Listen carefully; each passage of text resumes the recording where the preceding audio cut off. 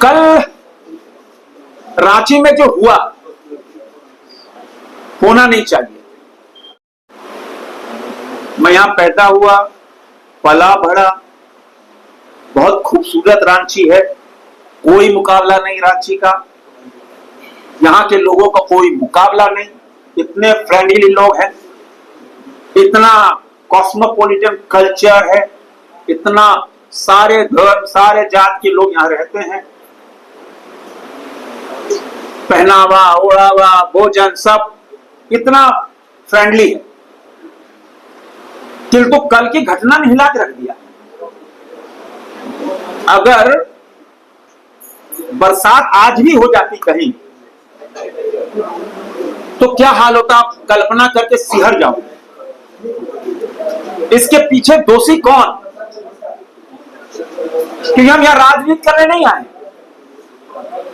यहां रांची को बचाने के लिए आए हैं। और मेरा तो यह मानना है, मैं बहुत इस पे होमवर्क भी कर रहा हूं और बहुत जल्दी आपसे रूबरू भी होऊंगा, आपका भी साथ चाहिए। रांची हिंदुस्तान का एक नंबर सिटी बन सकता है, इंदौर को पछाड़कर।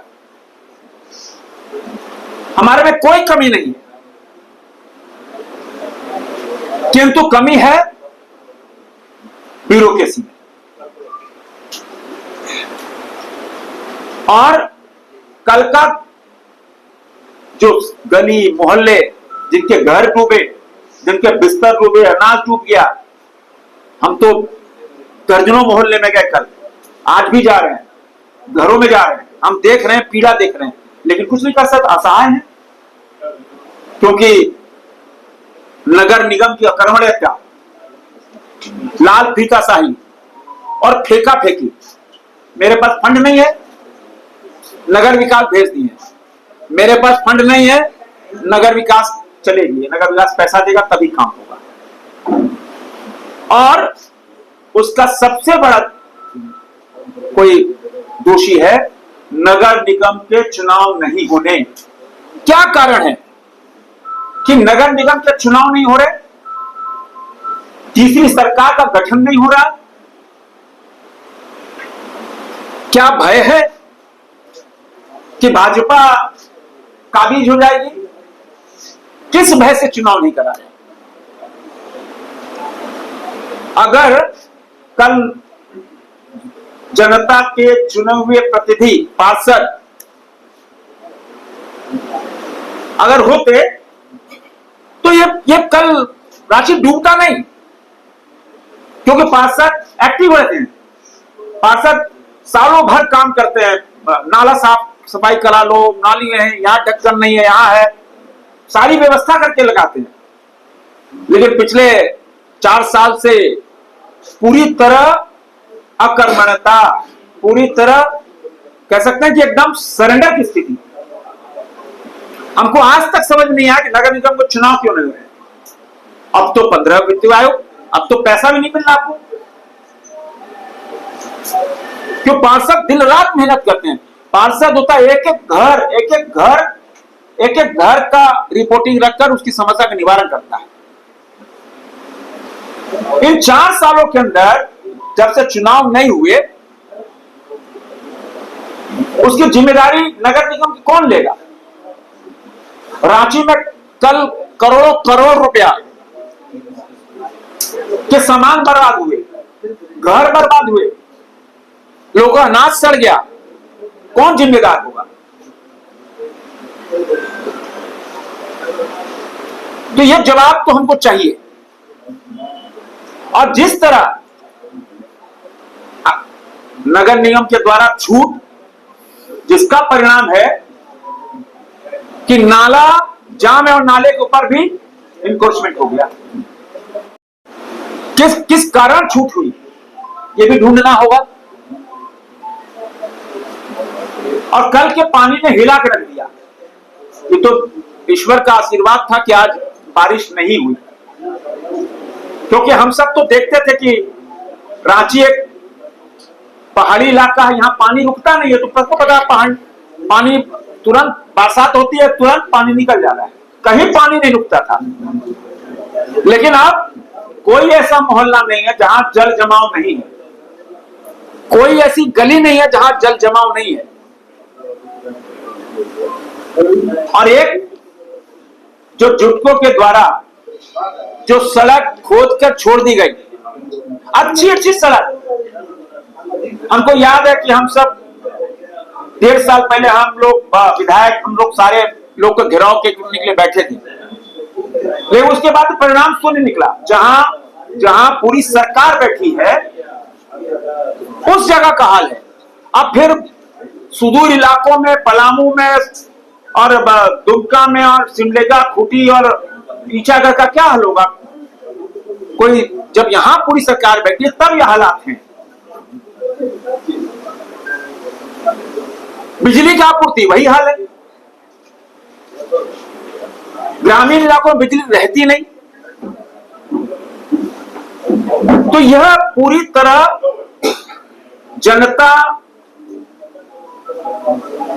के माने समस्या का निवारण तो छोड़ दो, जनता को दुखदाई देने वाला सारा कार्य हो रहा है। और मैंने जैसा कहा ना कि बहुत बड़ा अभियान हम शुरू करने वाले हैं, और आज ही से हमने, इसीलिए हम आपको बुलाए कि आप सब मीडिया कर्मी, रांची की 18 लाख जो जनता है वो साथ खड़ी है, हर विकास के साथ खड़ी है। और ब्यूरोक्रेसी अगर सही रह गई, मैं एज ए सांसद रांची कह रहा हूं, मेरा दावा है 1 साल के अंदर इंदौर को पछाड़कर रांची हिंदुस्तान का 1 नंबर सिटी होगा। लेकिन सबको अपनी जिम्मेदारी, अपना कर्तव्य पालन करना होगा। सबको ऐसी कमरे से बाहर निकलना होगा। और ये जो फेंका फेंकी चलती है ना फंड की, क्योंकि हमको याद है जो अपने चुनाव के पहले 1 साल हो गया, जो शिलान्यास हमने किए उसका काम नहीं हो रहा। हम पूछते भाई कॉन्ट्रैक्टर काम नहीं कर रहे हो, टेंडर हो गया, काम अलॉट हो गया, काम क्यों नहीं हो रहा? बोले सर फंडे नहीं है। हम लोग क्या हुआ, फिर फोन करते हैं अफसर को, बोला सर फंडे नहीं है, फंड तो सब सरेंडर हो गया। काहे? मैया योजना जो 1 साल पहले जो शिलान्यास किया, जिसका टेंडर हो गया, काम अलॉट हो गया, उसके बाद काम क्यों नहीं हो रहा है? सरकार को तो जवाब देना होगा क्यों नहीं काम हो रहा है। बदनाम सांसद विधायक हो रहा है कि सर आप तो शिलान्यास करके चल दिए, काम नहीं हो रहा है। अब कौन दोषी है? सांसद विधायक दोषी है, सिस्टम दोषी है कि सरकार दोषी है?